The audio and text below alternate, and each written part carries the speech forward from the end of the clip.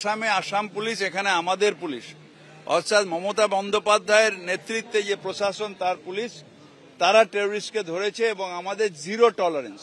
আমি অনুরোধ জানাবো স্বরাষ্ট্রমন্ত্রীকে যে বাবা অমৃত সাহেবকে যে তাচ্ছিল্য না করে নিজের দায়িত্ব করুন।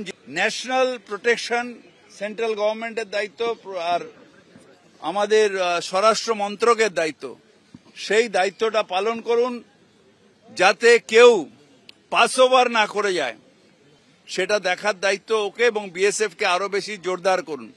শুধু রাজনীতি করার জন্য আমি ওখানে বর্ডার খুলে দিলাম আর এখানে ঢুকিয়ে দিয়ে গভর্নমেন্ট কিছু করছেন এটা বলা ভুল। আপনি আচারী ধর্ম পরের শিখাও, আগে নিজের বিএসএফ কে ঠিক করে যাতে বর্ডার ক্রস করে শুধু টেররিস্ট কেন কেউ যেন ইলিগাল মাইগ্রেশন আমার বাংলায় না হয়।